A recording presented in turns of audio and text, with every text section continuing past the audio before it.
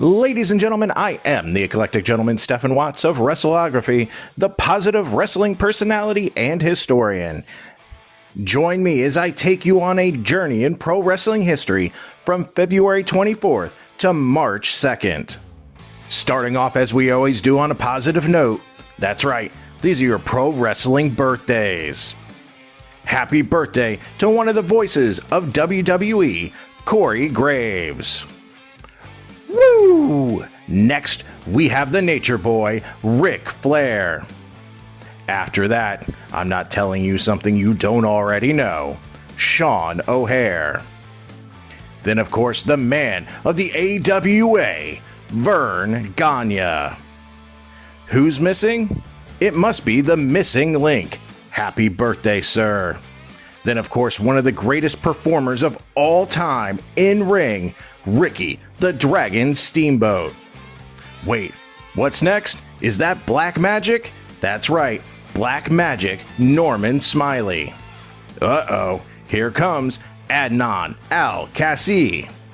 Then, five-time WCW heavyweight champion, Booker T. Am I hearing American males? American males, Scotty Riggs. And then, hold your booty-os, it's Big E. Langston. And then last but not least, one of them Von Erich boys, Mike Von Erich. Happy birthday to all of those performers. Of course, on the flip side of that coin, your pro wrestling deaths for February 24th through March 2nd. Former NWA Hollywood personality, Josephus. The old curmudgeon himself, Ole Anderson. He's not sitting at a table by himself up at the big con up in heaven, Virgil.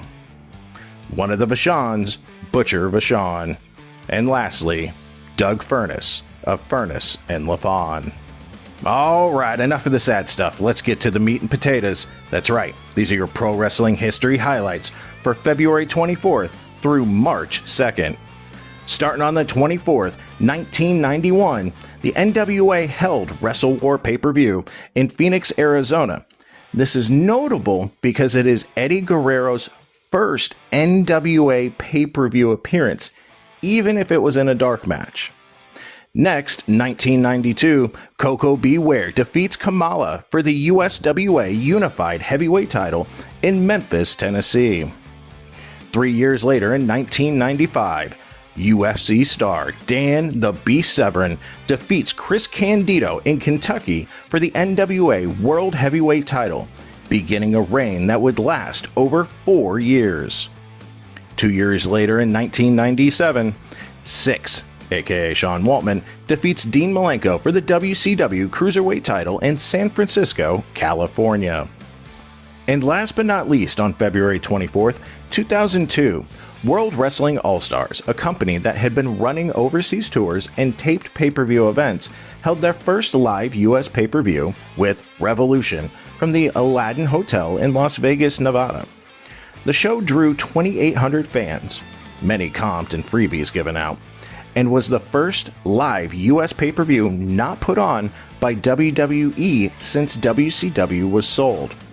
The show originally was advertised to feature the return of Kevin Nash and Scott Hall to wrestling, but the two ended up entering negotiations with the WWE and pulled themselves from the show.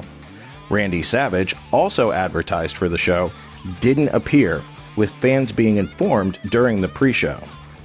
Bret Hart made an appearance to announce that Brian Christopher would take Savage's place in the main event, calling Savage a space cowboy. Also, Eddie Guerrero defeats Psychosis and Juventud Guerrera to win the WWA International Cruiserweight title with a frog splash on Psychosis. After the match, Jerry Lynn made a surprise debut, having just left WWF, to challenge Eddie Guerrero to a match later.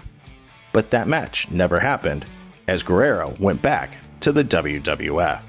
Moving on to February 25th, 1990, the NWA hold their Wrestle War pay-per-view once again, this time in the Greensboro, North Carolina Coliseum. The show's best match had the Rock and Roll Express, Ricky Morton and Robert Gibson, defeat the Midnight Express, Stan Lane and Bobby Eaton. 5 years later, 1995, ECW ran a show at the ECW Arena in South Philadelphia, Pennsylvania, known as the Return of the Funker, as Terry Funk returned to the promotion after a 5-month absence.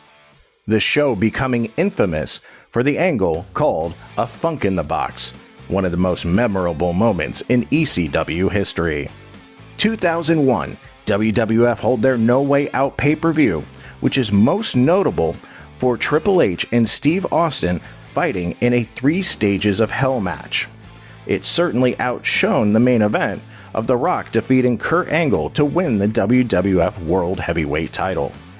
And lastly, for February 25th, 2005, WWE ran a Madison Square Garden show headlined by Batista and Randy Orton defeating Ric Flair and Triple H in a steel cage match. However, the highlight of the show was an appearance by superstar Billy Graham, who came out to a huge ovation and knocked out Jonathan Coachman.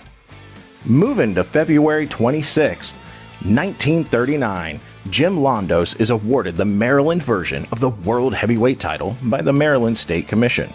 He was also fined $100 for his failure to appear for a scheduled defense against the Golden Terror on February 14th. The Golden Terror was temporarily recognized as Maryland champion. Moving to 1967, Vern Gagne wins his 8th AWA World Heavyweight title in St. Paul, Minnesota, ending the 5th reign for Mad Dog Vachon on Vern's birthday, no or less. 10 years later, the Fabulous Kangaroos, Al Costello and Don Kent, are billed on arrival as the first World Wrestling Council Tag Team Champions. Moving to 1988, Masahiro Chono defeats Mike George to win the World Wrestling Alliance World Heavyweight title in St. Joseph, Missouri. The WWA was a short-lived promotion run by former Central States wrestling promoter Bob Geigel after he withdrew his NWA membership. The promotion was only open during 1988. And last but not least, for February 26, 1997, the WWF taped 3 episodes. First, Raw, then Shotgun Saturday Night, and then Superstars. This was the last Superstars before it turned into a weekly highlight show. And this was the last Raw before the name was changed to Raw is War the following week.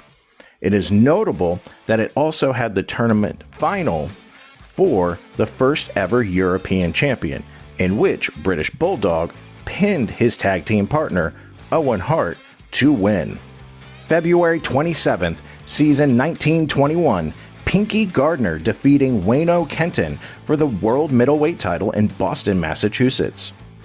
Jumping 60 years to 1981, Gino Hernandez defeats Chavo Guerrero to win the NWA International Junior Heavyweight title in Houston, Texas. And then in 2000, the WWF held the second No Way Out pay-per-view at the Hartford Civic Center in Hartford, Connecticut. This was the first one since 1998, but would begin the annual No Way Out. The main event does see WWF champion Triple H pin Cactus Jack in a Hell in a Cell match after a pedigree to retain the title. Per match stipulation, Cactus had to retire, and we all know how long that lasted. The last day in February, February 28th, 1968 sees Archie Goldie defeat Pat O'Connor in Saskatoon, Saskatchewan to become the first Stampede North American Heavyweight Champion. 1982, a 10-team tournament was held in Atlanta, Georgia for the NWA World Tag Team titles. The title was vacated in December after Gene Anderson was injured in October, forcing he and Ole Anderson to give up the titles. In the tournament final, Ole Anderson and Stan Hansen defeat Jack and Jerry Briscoe to win those vacant NWA World Tag Team titles. Just that next year, in 1983, Bobby Eaton wins his 12th and final NWA Mid-American Heavyweight title, defeating Sweet Brown Sugar in a loser leaves town match in Memphis, Tennessee. Sweet Brown Sugar would return as the Masked Stagger Lee and is best known as Coco Beware. And last but not least, in February 1991, the Glamour Girls, Leilani Kai and Judy Martin, defeat Team America, Heidi Lee Morgan and Misty Blue Sims in Nevada for the Ladies Professional Wrestling Association Tag Team titles. Starting up in March 1st and just making one stop in 1986, the first ever WWF Slammy Awards air on MTV, which was taped in December at the Civic Center in Baltimore, Maryland. The show was mainly used to promote the WWF's Wrestling album, which was released in November of 1985. Award winners are Roddy Piper for Best Personality, Monet Flambe, Cyndi Lauper, for Best Producer, Gene Okerlund for Best Commentator, Junkyard Dog for Best Singles Performer, and had Gene Okerlund, Jimmy Hart, Hillbilly Jim, and the Junkyard Dog also perform their respective songs from the album.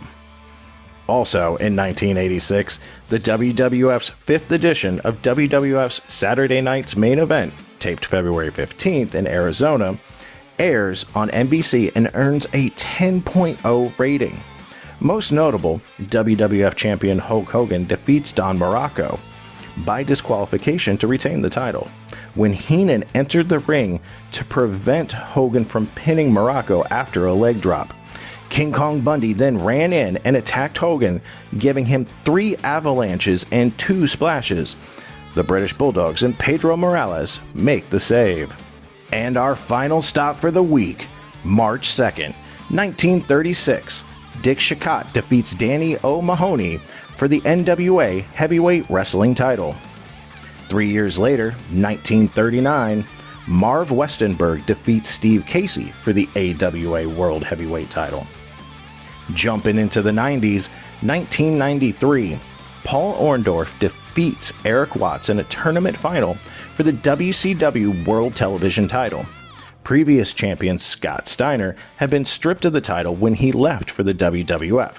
So a tournament was formed with 16 wrestlers divided into 2 brackets called the Anderson Conference and the Mr. Wrestling 2 Conference in honor of 2 of the better-known television champions. Orndorff defeated Too Cold Scorpio, Cactus Jack, Johnny B. Bad to reach the finals, while Watts defeated Johnny Gunn, Max Payne, and Vinny Vegas, aka Kevin Nash, to reach the finals. Interesting to note that Chris Benoit and Robbie V, aka Rob Van Dam, were in this tournament long before they would ever get a push in the United States. And lastly, staying in 1993, Steve Austin and Brian Pillman, the Hollywood Blondes, defeat Shane Douglas and Ricky Steamboat for the WCW World Tag Team Champions in Macon, Georgia, beginning the only tag title reign ever for that version of the Hollywood Blondes. And those were your pro wrestling history highlights for February 24th to March 2nd. I'm the eclectic gentleman Stephen Watts, and until next time, keep it nerdy, you historians.